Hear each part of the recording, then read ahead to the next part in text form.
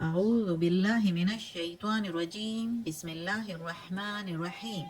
سب video دیکھنے اور سننے والوں کو السلام علیکم۔ ہمارے چینل کے پیارے ویورز، آج ہم تلاوت کریں گے سورہ یوسف کی آیت نمبر 68، 69 اور 70، یعنی کہ آیت نمبر 68، 69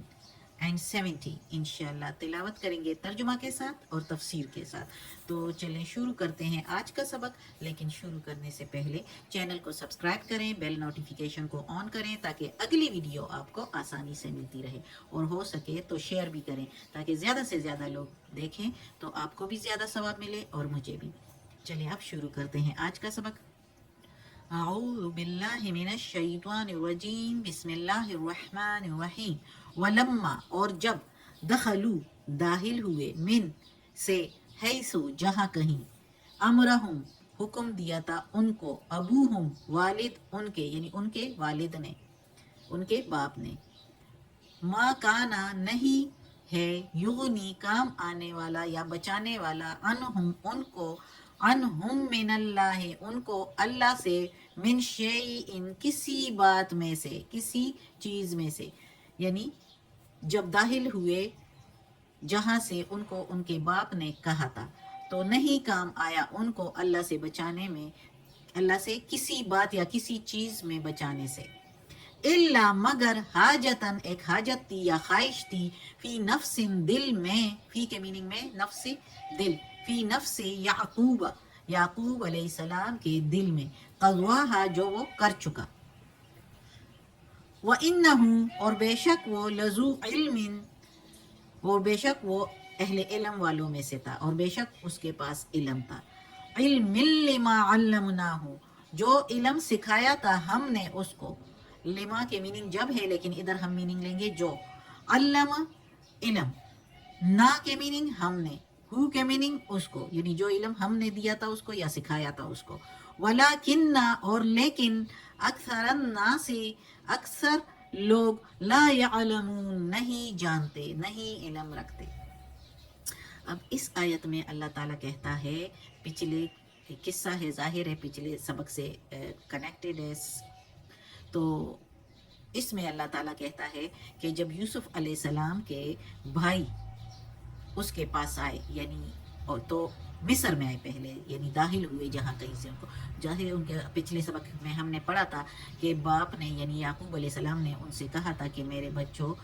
الگ الگ دروازوں سے جاؤ تاکہ کہیں نظر نہ لگ جائے، کیونکہ جس شان و شوکت سے اور جس خاطر تواضع سے یوسف علیہ السلام نے آپ لوگوں کو ادھر رکھا، تو اب لوگوں کی نظریں تم لوگوں کی طرف اٹھیں گی اور نظر نہ لگ جائے 11 بھائیوں کو، تو جب جاؤ تو ایک دروازے سے نہ داخل ہو، الگ الگ دروازوں سے داخل ہو جاؤ۔ تو یوسف علیہ السلام کے بھائی جو ہے باپ کی ہدایت کے مطابق اسی طرح الگ الگ دروازوں سے داخل ہوئے، یعنی دو کسی ایک دروازے سے، ایک دوسرے دروازے سے، تین تیسرے دروازے سے، ایک چوتھے اس طرح مختلف دروازوں سے، مختلف راستوں سے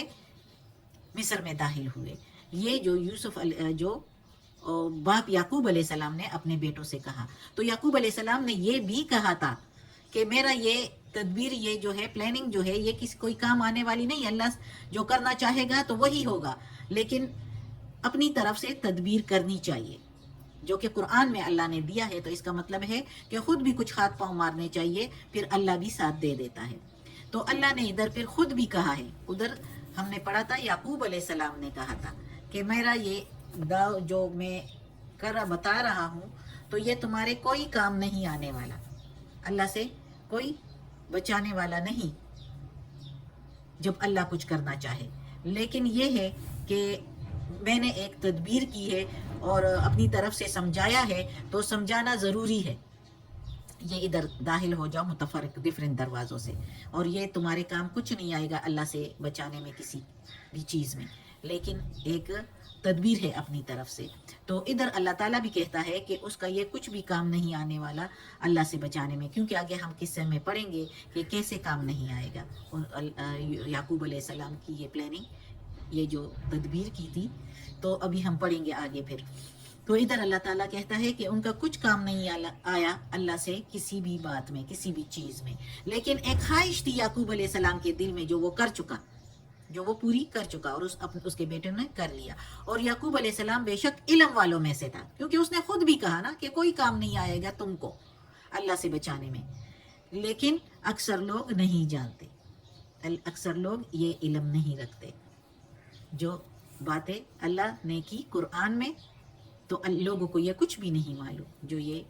یعقوب علیہ السلام نے جو کچھ کہا اپنے بیٹوں کو، اور پھر اللہ تعالیٰ نے جو ادھر فرما دیا کہ ان کو کچھ کام نہیں آیا، کیونکہ ابھی اللہ کا جو اللہ کی پلاننگ ہے وہ بھی آگے ہے. تو انشاءاللہ بھی ہم پڑھتے ہیں آگے.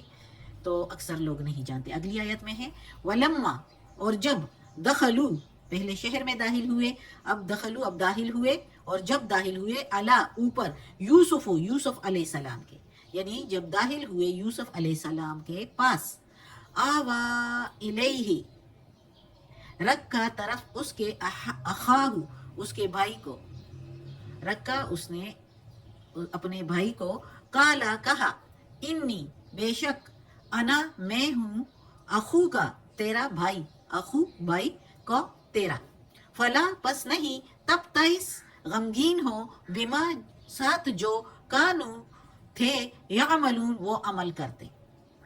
یعنی نہ تم غمگین ہو اس پر جو انہوں نے عمل کیے ہمارے ساتھ. اب اس آیت کی تفسیر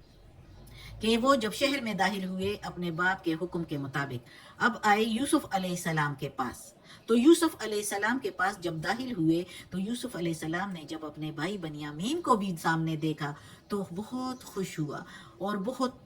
خوش ہوا، لیکن خوشی کا اظہار ان کے سامنے نہیں کیا، اور اپنے بھائی کو اپنی طرف رکھا، طریقے سے، پلاننگ سے اپنے پاس کر لیا، علیحدہ کر کے، اور اس سے باتیں کی، راز و نیاز کیے، اور اس کو بتایا کہ میں تمہارا سگا بھائی ہوں، میں یوسف ہوں، جو تمہارا بڑا بھائی، یعنی بنیامین سے بڑا یوسف علیہ السلام تھا، بنیامین سب سے چھوٹا تھا. تو اس نے کہا کہ میں تمہارا بھائی ہوں، اور تم غمگین نہ ہو جو یہ عمل کرتے تھے ہمارے ساتھ، یعنی جو مجھے کنویں میں ڈال دیا اور مجھے بیچ دیا، تو وہ باتیں. اور روایات میں ہے کہ یہ بھائی جب بنیامین کو لا رہے تھے تو راستے میں بھی اس کو خوب غصے اور تانے دیے کہ تم جو ہے، یعنی کیونکہ یوسف علیہ السلام نے بڑے زور سے ان بھائیوں کو زور دے کر بنیامین کو بلایا تھا، تو کہ یعنی یوسف علیہ السلام نے یہ بھی کہا تھا کہ اس کو نہیں لاؤ گے اب تو تمہیں غلہ بھی نہیں ملے گا. تو ان کو اس پر بہت تب چڑھی ہوئی تھی، راستے میں شاید اس کو بہت تنگ کیا ہوگا، جس کی وجہ سے اس بھائی نے یوسف علیہ السلام کو کہا ہوگا. ظاہر ہے جب یوسف علیہ السلام نے کہا کہ میں تمہارا بھائی ہوں، سگا بھائی، تو بنیامین نے بھی پھر یوسف علیہ السلام کو بتایا ہوگا. یوسف علیہ السلام نے اپنی باتیں بتائی ہوگی کہ مجھے نے اس طرح کنویں میں ڈالا تھا اور بیچ دیا تھا پھر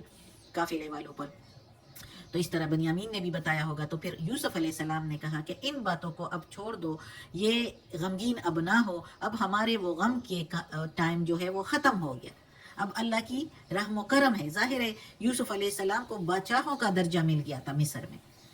بادشاہ تھا اپنی جگہ پر، لیکن اس نے یوسف علیہ السلام کے ہاتھ میں سارے اختیارات دے دیے تھے. تو اس نے بھائی سے کہا کہ یہ سارے غم کی باتیں ٹائم اب ختم ہو چکا ہے، وہ جنہوں نے ہم سے کیا وہ کر لیا، اب اس پر تم غمگین نہ ہو، اب آگے وہ کچھ نہیں کر سکیں گے. اب آیت اگلی پڑھتے ہیں. فلما، پھر جب، جہزہم بجہازہم، تیار کر لیا گیا ان کا سامان، ان کا،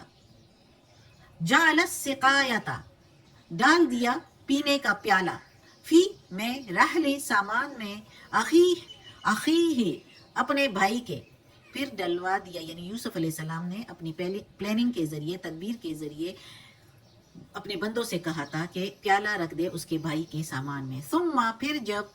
پھر اذن، آواز دی، مؤذن، ایک آواز دینے والے نے، ایتھا العیر، اے قافلے والو، انکم بے شک تم، لسارقون، البتہ چور ہو، بے شک تم تو چور ہو. اب یہ ایک پلاننگ کی تھی، ایک تدبیر سوچی تھی یوسف علیہ السلام نے کہ جب اس کے بھائیوں کا سامان ڈال رہے تھے، وہ غلہ ڈال رہے تھے، اونٹوں پر لاد رہے تھے، تو ان سے کہا کہ اس کے بھائی بنیامین کے سامان میں، غلے میں جو ہے ایک پیالہ رکھ دو. اس میں پیالہ رکھوا دیا. اور جب وہ چلنے لگے، شہر سے نکلنے لگے، تو پیچھے سے ایک آواز دینے والے نے آواز دی کہ رک جاؤ اے قافلے والو، ہمیں تو تم چور لگتے ہو. پیالہ تو رکھا ہوا تھا. اب آگے کیا ہے انشاءاللہ پڑھیں گے اگلے سبق میں. ان کو آواز تو دے دی کہ اے قافلے والو رک جاؤ، تم تو چور ہو. آواز دی پیچھے سے. یوسف علیہ السلام کے بندوں میں سے ایک بندے نے، جو اس کے کام والے تھے، انہوں نے آواز دی. صدق اللہ العظیم. آج کا سبق ختم ہوتا ہے. اللہ ہمیں توفیق دے کہ ہم اس قرآن مجید کا ترجمہ مکمل کریں اور اس پر عمل کرنے کی توفیق دے اللہ تعالیٰ. آمین. یا اللہ یہ تیرے کلام کی تلاوت کی ہے ترجمہ اور تفسیر کے ساتھ، اس میں کوئی غلطی ہوئی ہو تو معاف کر دینا. زیر زبر پیش میں، تلفظ میں، ترجمے میں، یا اللہ تو معاف کرنے والا ہے. اور یا اللہ یا پروردگار یا رب العالمین ہمیں عافیت والے معاملات دیں، ہماری بیماریاں، تکالیف، پریشانیاں اور برائیاں ہم سے دور کر دیں اور ہمیں اپنے نیک اور صالح لوگوں میں شامل کر دیں. آمین.